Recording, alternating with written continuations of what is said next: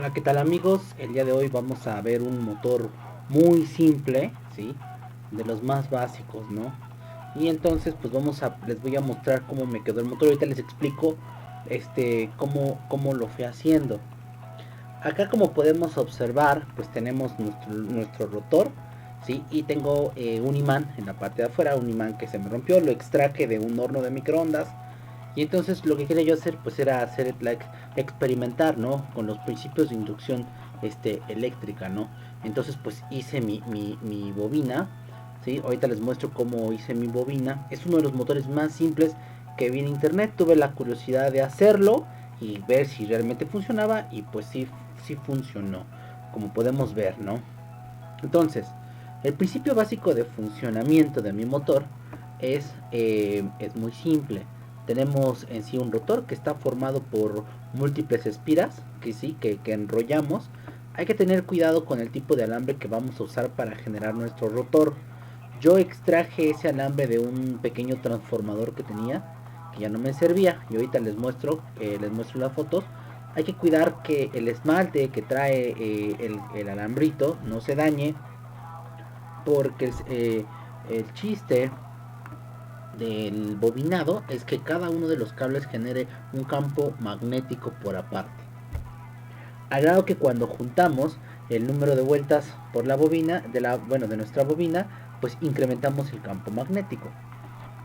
Se conecta una pequeña fuente a los lados. Yo utilicé un pequeño alambrito que encontré por allí de aluminio, ¿sí? Eh, lo voy a probar con alambres de cobre. No tenía yo alambre de cobre, por eso probé con eso y sí funcionó adecuadamente. Y entonces lo equilibré, bueno, de tal forma que no hubiera problemas en el peso de nuestra bobina. Bueno, el voltaje que yo conecté fueron aproximadamente 9 volts de un eliminador que tenía yo ahí de algún equipo electrónico que encontré. Entonces ya nada más lo conecté y la bobina en sí, si nosotros no hacemos que gire, pues sí se empieza a calentar, ¿no? Recuerden que parte de esa energía que entra se transforma en campo magnético.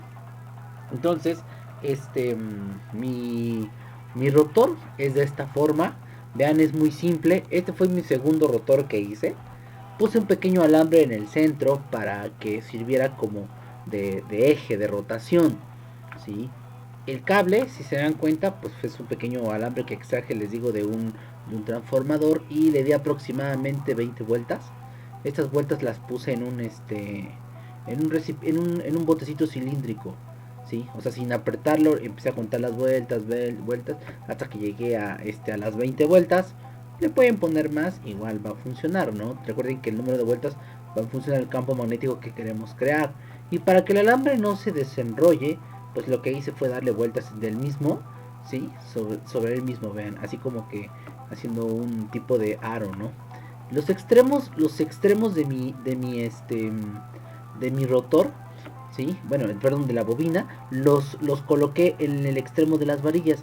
Internamente los cables no están conectados. Este tubito que puse en el centro es del mismo cable con el que venía aquí enrollado este alambre. Entonces internamente no tienen contacto, de tal forma que todo de un lado tiene continuidad, ¿sí? Con el otro borne, pero por supuesto que para que pase la corriente de este punto hacia el otro lado, pues antes de eso la corriente tiene que recorrer todo este circuito que es la bobina. Entonces internamente no hay este contacto.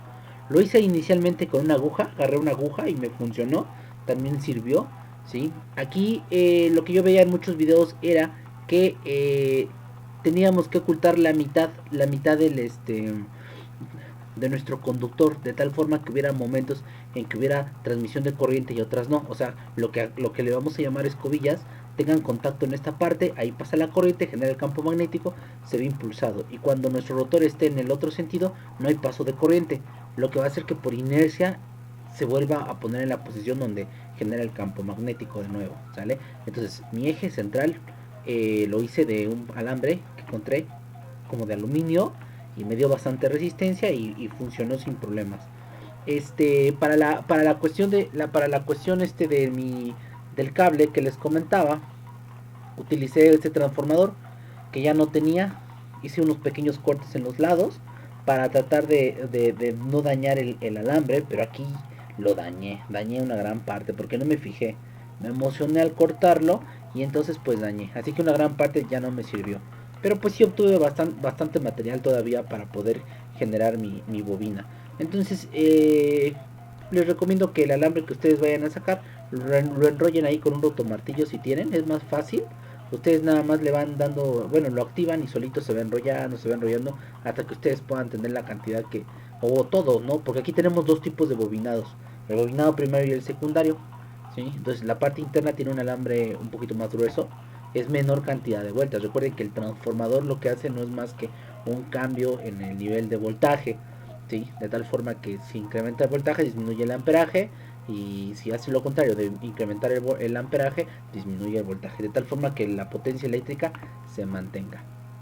Y pues listo, ahí tenemos mi motor funcionando, ¿sí? Le voy a poner una pausa por acá. Este fue el que hice con una aguja, me funcionó muy bien. Aquí el único detalle es que al inicio tienes que darle un pequeño impulso para vencer la inercia del reposo del rotor. El imán, pues ahí yo tuve que buscarle la posición porque hay partes en donde sientes que como que no está generando el campo magnético en la bobina, o bueno, o que no están concordando el campo magnético de nuestro rotor y el campo de nuestro imán, ¿no? Entonces tienes que ir ahí moviendo para que vayas encontrando el punto en el que empieza a trabajar. Esto fue tal cual, si se dan cuenta, así como que a la carrera, porque las bases que utilicé para que soportaran el eje de mi rotor fueron unos pequeños alambritos puestos en una pequeña mordaza o una prensa de tornillo pequeñita que tengo. Entonces lo pienso mejorar ya en una tablita, ahí con un botoncito, de tal forma que mi primer rotor, mi primer motor, ya esté ahí como maqueta. Entonces, vean como el rotor tiene juego en las uniones donde están los apoyos. Igual doblé esas partes en círculos y nada más entre el eje. Hay que tener cuidado que no queden partes que puedan hacer que detenga al rotor, porque si se traba pues el motor se deja de funcionar, ¿sí? Si nosotros no hacemos que gire, les digo que el bobinado empieza a calentar. Pero bueno, en mi caso se empezó a calentar, pero no fue el calentamiento suficiente para llegar a dañar mi bobina, el esmalte de la bobina. Recuerden que si se pierde el esmalte de la bobina, ¿sí? Prácticamente ya no existe el campo magnético porque la corriente pasa, pero como ya todo sería como un solo cable, entonces la corriente pasa directamente.